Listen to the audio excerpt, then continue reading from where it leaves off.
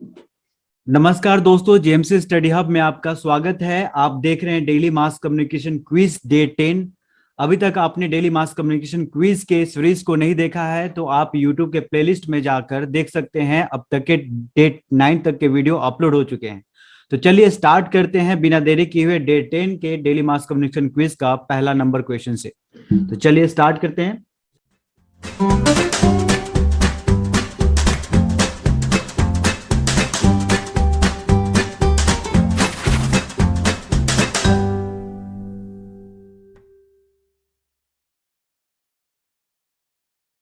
सबसे पहला क्वेश्चन आपके सामने है, who develop the SMCR model of communication. SMCR model of communication develop करने वाले प्रोमिनेंट थ्योरिस्ट या प्रोमिनेंट मीडिया थ्योरिस्ट बोलिए कौन थे, जल्दी से बताइए। बहुत ही कम्युनिकेशंस के बहुत ही इजी सवाल है। एसएमसीआर मॉडल ऑफ कम्युनिकेशन किसने डेवलप किया था? आपके सामने ऑप्शन है Marshall McLuhan, Harold Lasswell, Frank E X Dance और डेविड बर्लो। बहुत ही इजी सवाल है, जल्दी से बताइए what will be the right answer. Let's see, जल्दी से बताइए, सभी लोग बताइए आंसर क्या है इसका। बहुत ही इजी सवाल है।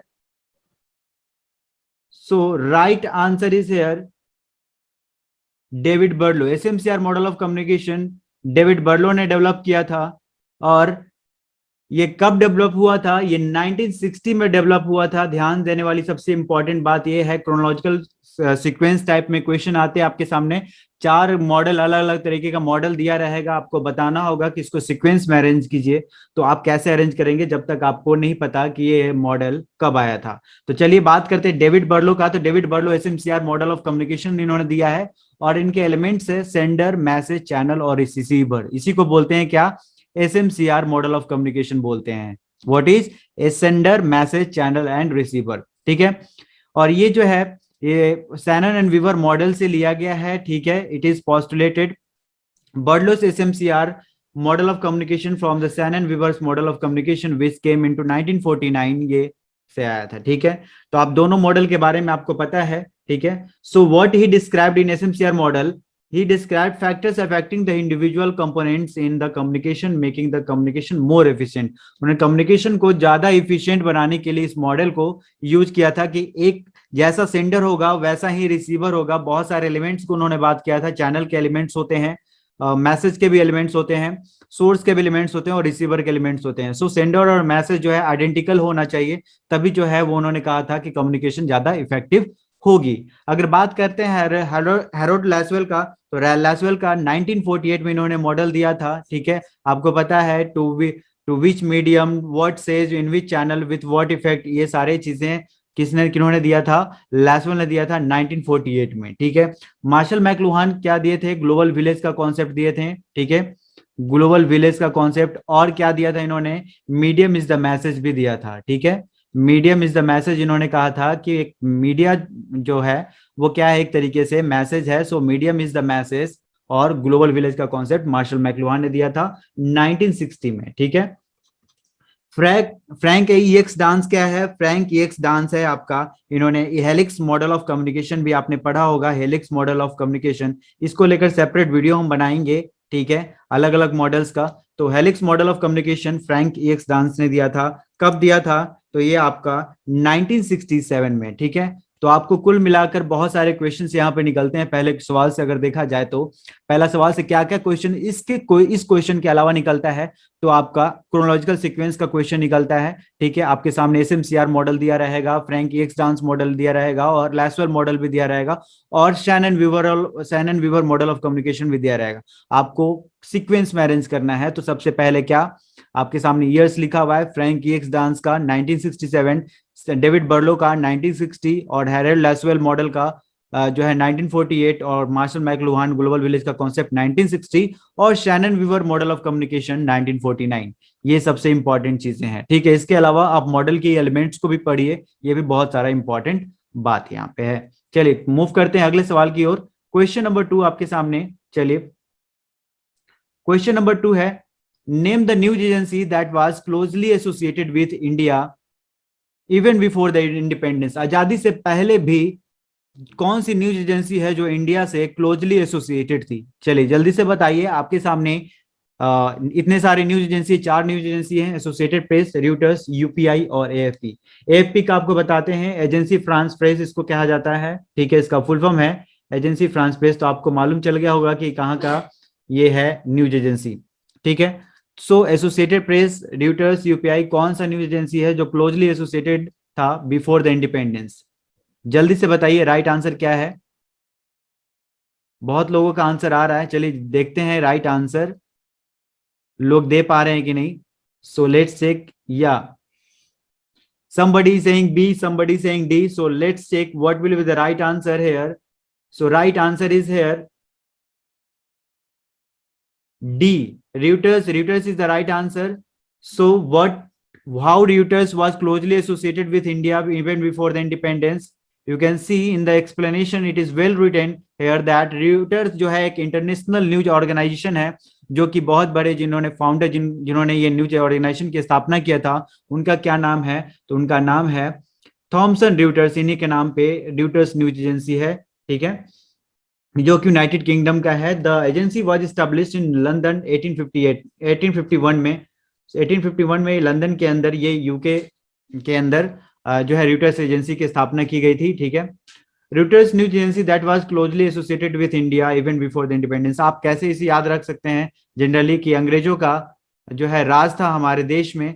सो आप ऐसे याद कर सकते हैं कि इंडिपेंडेंस से पहले हमारे अंग्रेजों का राज था, तो अंग्रेज भी अंग्रेजों का ही डेफिनेटली न्यूज एजेंसी होगा। वो सबसे बड़ा न्यूज एजेंसी क्या था? र्यूटर्स था, और र्यूटर्स से ही हम जो है आजादी से पहले एसोसिएटेड थे, ठीक है। सो अब बात करते हैं, ये सारे rest of the news agency है एएफपी का। तो एएफपी क्या है? 1835 में आई एजेंसी फ्रांस प्रेस। यूपीआई जो है, ठीक है, यूनाइटेड प्रेस इंटरनेशनल, ये है 1907 में, ठीक है। एसोसिएटेड प्रेस की बात करते हैं तो ये भी सबसे पुराना है 1846 में, ठीक है। तो ये सब भी न्यूज एजेंसी क्रोनोलॉजिकल सीक्वेंस में आ सकता है क्या है, और इसके बारे में डिटेल जो है वेबसाइट पे भी अपलोडेड है material, list of news agencies of the particular country, ठीक है। सो वहां पे भी आप देख सकते हैं, और स्टडी मटेरियल्स पे भी अपलोडेड हो जाएगा, ठीक है। So you can read there also. So next question पे मूव करते हैं। नेक्स्ट क्वेश्चन है question number 3, name the pioneer. Just एक second, I should remove erase. So question number 3 here, name the pioneer who started an Indian news agency in the country, ठीक है। आपको उस prominent personalities का नाम बताना है जिन्होंने इंडियन न्यूज एजेंसी अपने देश में शुरू किया था, ठीक है। जल्दी से बताइए, name the pioneer who started an Indian news agency in the country. जल्दी से आंसर, सभी आंसर दे रहे हैं, let's check the right answer. What is the right answer?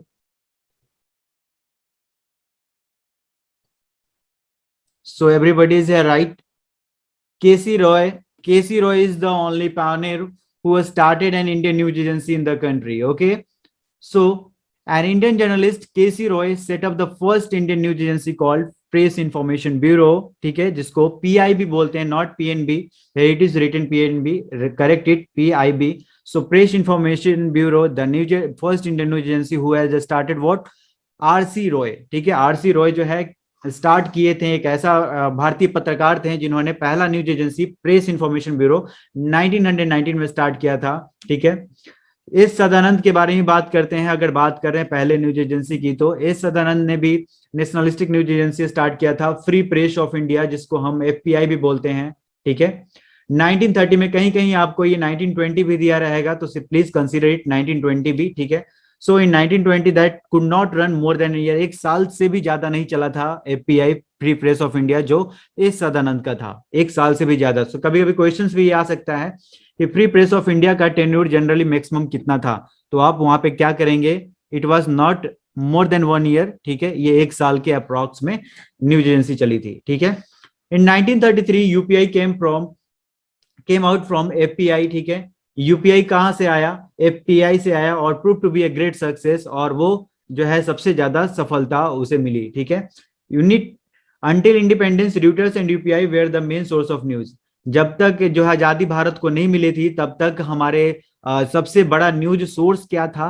वो सबसे बड़ा न्यूज सोर्स था न्यूज एजेंसी। दो ही न्यूज एजेंसी थी न्यूज सोर्स के लिए, वो था रॉयटर्स और यूपीआई। ठीक है, Reuters and UPI were the main source of news. ठीक है, मूव करते हैं अगले सवाल की ओर। ठीक है, बहुत ही इंपॉर्टेंट सवाल है अगला। Let's question number 4, name the news agency associated with S Sadanand. हम अभी तुरंत ही डिस्कस किए थे क्वेश्चन नंबर 3 में कि एस सदानंद का न्यूज एजेंसी। ठीक है, सो everybody is here right, everybody is here right, so let's check the right answer. Right answer is Free Press of India. Free Press of India is the only news agency that is associated with the S Sadanand. ठीक है, सो आपने हमने अभी बताया, discuss किया कि सदानंद का जो न्यूज एजेंसी था वो क्या था? फ्री प्रेस ऑफ इंडिया था। और वो 1920 में, देखिए यहाँ पे 1920 लिखा हुआ है, so generally it considered as 1920। और इनका पूरा नाम क्या था इस सदानंद का? स्वामी सदानंद। ठीक है, ये भी आप इंपॉर्टेंट है, स्वामी सदानंद। आप कंफ्यूज नहीं होइए, कभी ये सदानंद कभी स्वामीनाथन सदानंद से। ठीक है, तो स्वामीनाथन सदानंद ने 1920 में फ्री प्रेस ऑफ इंडिया का स्थापना किया था। That was also a famous national supporting news agency during the period of British Raj. 1920 में उसमें ब्रिटिश का राज था, उस दौरान उन्होंने इंडियन जर्नलिस्ट ने फ्री प्रेस ऑफ इंडिया जैसे बड़े न्यूज एजेंसी की स्थापना करी। ठीक है, सो आगे मूव करते हैं क्वेश्चन नंबर 5 में। ठीक है, बाकी हम एसोसिएटेड प्रेस ऑफ इंडिया के बारे में बता चुके हैं आपको। So let's move towards the question number 5। Question number 5 है यहाँ पे, तास जो है, तास न्यूज एजेंसी है किस देश का न्यूज एजेंसी है? चलिए जल्दी से बताइए, तास न्यूज एजेंसी किस देश का न्यूज एजेंसी है? यूके, यूएस, जर्मनी, रसिया। ये न्यूज एजेंसी भी से बहुत क्वेश्चन आते हैं, मैच द फॉलोइंग में जनरली क्वेश्चन आता है। प्लीज डू नॉट इग्नोर बिल्कुल भी नहीं करें कि न्यूज एजेंसी बहुत सारे क्वेश्चंस आते हैं। अगर आप पेपर 2 के क्वेश्चंस को उठाएं, प्रीवियस क्वेश्चंस को उठाएं, बहुत सारे क्वेश्चंस आपकी न्यूज एजेंसी के बेस पे आपको मिल जाएंगे। ठीक है, सो न्यूज एजेंसी बहुत इजी टू लर्न है। आप हर एक पॉपुलर न्यूज एजेंसी को आप याद कीजिए। ठीक है, और उसे रिमाइंड कीजिए जल्द, क्योंकि एग्जाम बहुत नजदीक है। सो अब मूव करते हैं, तास न्यूज एजेंसी जो है किसका है? तास न्यूज एजेंसी है वो रसिया का न्यूज एजेंसी है। ठीक है, क्या सभी को मालूम चल रहा है कि रसिया जो है तास का न्यूज एजेंसी है? चलिए एक्सप्लेनेशन में भी देखते हैं, रसिया का न्यूज, बिल्कुल वी वेर राइट, हम लोग सही थे। सो एक्सप्लेनेशन में देखते हैं तो 1904 में तास जो है न्यूज एजेंसी फाउंड हुआ था। ठीक है, 1904 में ये रसिया का लीडिंग न्यूज एजेंसी है, सबसे बड़ा न्यूज एजेंसी है तास। ठीक है, तास इसको हम तास इटार भी बोलते हैं। ठीक है, ITAR is the information telegraph agency of India. ठीक है, इसको आप पूरा फुल फॉर्म के एब्रिविएशंस के रूप में भी आप बोल सकते हो। ठीक है, so it is what? Telegraph agency of Soviet Union, सुतास न्यूज एजेंसी है। ठीक है, तो सभी जो है, जर्मनी का कौन सा न्यूज एजेंसी है? यूके का कौन सा न्यूज एजेंसी? जैसे आप आपने बताया कि रॉयटर्स जो है यूके का न्यूज एजेंसी है। ठीक है, जर्मनी का बताइए, आप लोग कमेंट में बताएंगे हमें कि जर्मनी का न्यूज एजेंसी कौन सा है। ठीक है, जल्दी से बताएंगे कमेंट में हमें करके कि जर्मनी का न्यूज एजेंसी कौन सा है। ठीक है, चलिए मूव करते हैं अगले सवाल की ओर। नेक्स्ट सवाल है क्वेश्चन नंबर 6, एस्पेक्ट रेशियो क्या होता है? ठीक है, एस्पेक्ट रेशियो क्या होता है? ये जो क्वेश्चंस है ये आपके फिल्म्स के है, सिनेमा से है ये क्वेश्चंस। ठीक है, एस्पेक्ट रेशियो क्या होता है? जनरली आप मोबाइल देखते होंगे, आप टेलीविजन देखते होंगे, तो आपके स्क्रीन की चेंजेस होती रहती है। मोबाइल में जो हम देखते हैं वो अलग रेशियो होता है स्क्रीन का, और हम टेलीविजन में जो देखते हैं वो अलग स्क्रीन का रेशियो होता है। चलिए इतना हिंट देने के बाद आप उम्मीद करता हूं कि आप लोग सही जवाब देंगे। चलिए ऑप्शन आपके सामने है, shape of frame, relationship of with to height, proportion of frame, all of this. चलिए सभी का आंसर आ गया है, देखते हैं क्या राइट आंसर है। So let's check right answer, what is the right answer? Right answer is here proportion of frame. ठीक है, एस्पेक्ट रेशियो क्या होता है? Aspect ratio proportion of frame होता है। ठीक है, ये इमेज के बारे में डिस्क्राइब करता है, और विथ और हाइट को रिलेशनशिप, प्रोपोर्शनल रिलेशनशिप है या नहीं, उसकी चीजों को बताता है। ठीक है, so it is commonly expressed as two numbers. ठीक है, कॉलम में सेपरेट, कॉलम से सेपरेटेड होता है। ठीक है, 16:9 स्क्रीन साइज ये होता है टेलीविजन, जो आप टेलीविजन के स्क्रीन के ऊपर देखते हैं। ठीक है, that is the ratio what?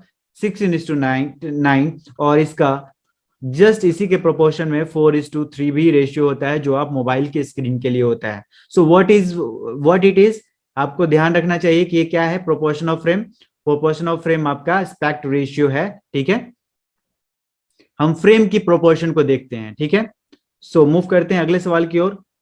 Question number 7 है, डेसिबल इज व्हाट, ठीक है। डेसिबल एक मेजरमेंट का यूनिट है, ठीक है। क्या मेजर करते हैं डेसिबल से, आपको बताना है। जैसे हम हर्ट्ज एक क्या है, एक मेजरमेंट यूनिट है, हम क्या हर्ट्ज से क्या मेजर करते हैं, ठीक है। उसी तरीके से बहुत सारे, जैसे रिचर स्केल है, रिचर स्केल से हम क्या मेजर करते हैं, ठीक है।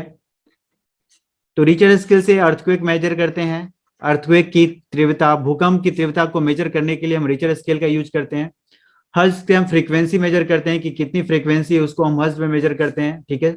और आपको बताना है कि डेसिबल के लिए हम क्या यूज करते हैं। आपके सामने ऑप्शन है, measurement of graphics, unit of loudness, feedback और नन ऑफ दीज। बहुत सा इजी सवाल है, जल्दी से बताइए आप लोग, बहुत इजी सवाल, ठीक है। चलिए देखते हैं राइट आंसर। राइट आंसर है आपका यूनिट ऑफ लाउडनेस। हम यूनिट ऑफ लाउडनेस का क्या है, ये बहुत ही इजी सवाल, ऐसा इजी सवाल भी नहीं पूछता, बट आपके कॉन्सेप्ट को क्लियर करने के लिए हम आपके ये क्वेश्चंस रखे हैं, ताकि कभी कभी आपसे मैच द फॉलोइंग में और कभी कभी पेपर 1 के क्वेश्चंस में भी ये पूछे जाते हैं, ठीक है। तो आपको क्या मालूम करना है कि मेजरमेंट्स जितने इजी इजी मेजरमेंट्स के हैं वो भी आपको ध्यान में रखने हैं, जैसे मैंने आपको बताया रिचर स्केल, जैसे मैंने आपको बताया डेसिबल और फ्रीक्वेंसी, और भी बहुत सारे मेजरमेंट्स यूनिट्स होते हैं, उसको भी आप ध्यान रखिए, ठीक है।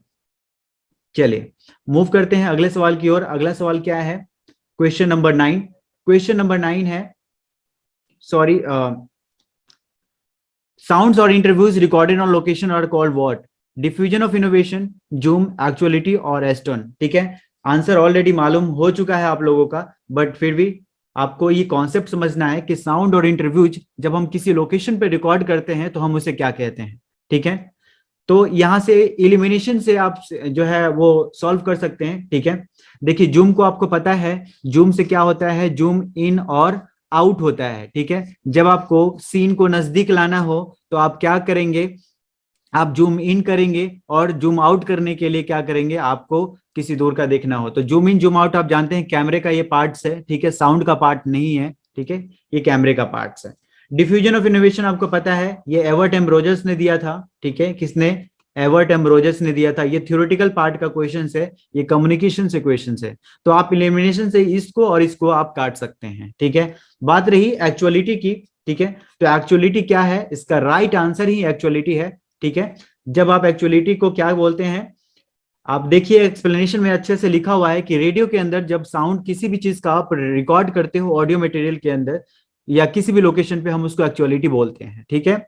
आइदर वॉइसेज और other sound such as ambient noises, चाहे उसमें एम्बिएंट नॉइजेस आता हो, चाहे वो वॉइस आता हो, ठीक है, किसी भी तरीके का साउंड ऑडियो मटेरियल के फॉर्म में जब आप स्टूडियो के बाहर किसी लोकेशन पे आप रिकॉर्ड करते हो, चाहे रेडियो के अंदर जनरली ये यूज होता है, रेडियो के अंदर सबसे ज्यादा ऑडियो का यूज होता है, क्योंकि ऑडियो के बेसिस पे ही रेडियो काम करता है, ठीक है। सो हम साउंड जब रिकॉर्ड करते हैं अपने स्टूडियो से बाहर जाकर किसी लोकेशन पे, वहां पे किसी एम्बिएंट नॉइज को हम रिकॉर्ड करते हैं या किसी वॉइस को रिकॉर्ड करते हैं, तो हम उसे क्या कहते हैं, उसे हम एक्चुअलिटी कहते हैं। कभी कभी हम उसको हम क्या बोलते हैं, कभी कभी उसको हम साउंड बाइट भी बोलते हैं, ठीक है। In television it's called sync, ठीक है, टेलीविजन में हम कभी कभी इसको सिंक भी बोलते हैं, ठीक है। सो आपको ये ध्यान में रखना है कि टेलीविजन में हम क्या बोलते हैं, सिंक बोलते हैं, रेडियो में हम क्या बोलते हैं, एक्चुअलिटी बोलते हैं, कभी कभी हम इसे क्या बोलते हैं, साउंड बाइट भी बोलते हैं, ठीक है। सो ये इंपॉर्टेंट क्वेश्चन था, ठीक है। नेक्स्ट मूव करते हैं क्वेश्चन नंबर 9 की तरफ। क्वेश्चन नंबर 9 आपके सामने है, catch line of A broadcast story is called what, ठीक है। ब्रॉडकास्ट स्टोरी का कैच लाइन क्या कहा जाता है, ठीक है। देखिए इसका भी एलिमिनेशन प्रॉब्लम से आप सॉल्व कर सकते हैं, ठीक है। थोड़ा सा आपको कंफ्यूजन आएगा किस में, सुपर्स में या तो स्लग में क्वेश्चंस आपको कंफ्यूजन आएगा, बल्कि कूल एडिट प्रो को आप हटा दीजिए, ठीक है। और ये रिपीटेड है, ठीक है, रिपीटेड जो है आपके पास ऑप्शंस है, सो ऐसे ही एलिमिनेट कर सकते हो आप, ठीक है। तो आपके सामने ऑप्शंस है ए और डी, तो क्या होता है इसका राइट आंसर, आप लोग बताइए, जल्दी से बताइए, हम देख रहे हैं क्या क्या किन का आंसर आ रहा है। सो चलिए देखते हैं राइट आंसर क्या है। राइट आंसर इज स्लग, ठीक है। ब्रॉडकास्ट स्टोरी का जो कैच लाइन होता है उसे हम क्या कहते हैं, स्लग कहते हैं, ठीक है। तो स्लग जनरली क्या होता है, स्लग जो है, जो भी सीन के अंदर इंपॉर्टेंट चीजें होती है जो आपको आकर्षित करती है, ठीक है, उस लाइन को हम क्या बोलते हैं, स्लग लाइंस, ठीक है। सपोज टेलीविजन प्रोग्राम के अंदर कोई इंपॉर्टेंट सीन चल रहा है जो आपको बहुत आकर्षित कर रही है, और उसका जो लाइन होता है ना, किसी भी लाइन का स्लग लाइन, ठीक है, उसको हम स्लग लाइन बोलते हैं। जब भी कभी कभी आप देखते होंगे किसी न्यूज एंकर के लिए, जब हम टेलीविजन बुलेटिन लिखते हैं, तो बुलेटिन लिखने के लिए एक स्लग लाइन के हिसाब से लिखते हैं, ठीक है। जनरली आप न्यू मीडिया में आप उसे कहोगे क्या, न्यू मीडिया में आप उसको यूआरएल कहोगे या फिर जो है पोस्ट नेम कहोगे। In the same way television के लिए जनरली टेलीविजन में यूज होता है स्लग। सो टेलीविजन में हमें किसी भी इंपॉर्टेंट चीज को दिखाना होता है तो हम उसे क्या कहते हैं, स्लग लाइन कहते हैं, ठीक है। Generally it is they add punch, punch भी उसे यूज करते हैं। और एक आप कह सकते हैं कि पेसिंग को एक हाइट देने के लिए, ठीक है, पेसिंग को बहुत ज्यादा इंपॉर्टेंट बनाने के लिए हम क्या करते हैं, स्लग का यूज करते हैं। कभी कभी देखिए यहाँ पे साफ साफ लिखा हुआ है कि camera angles written as slug lines. कभी कभी हम स्लग लाइंस लिखने, क्योंकि कैमरा एंगल इंपॉर्टेंट होता है, हम किस शॉट को किस एंगल से ले रहे हैं, ठीक है, ये बहुत इंपॉर्टेंट है।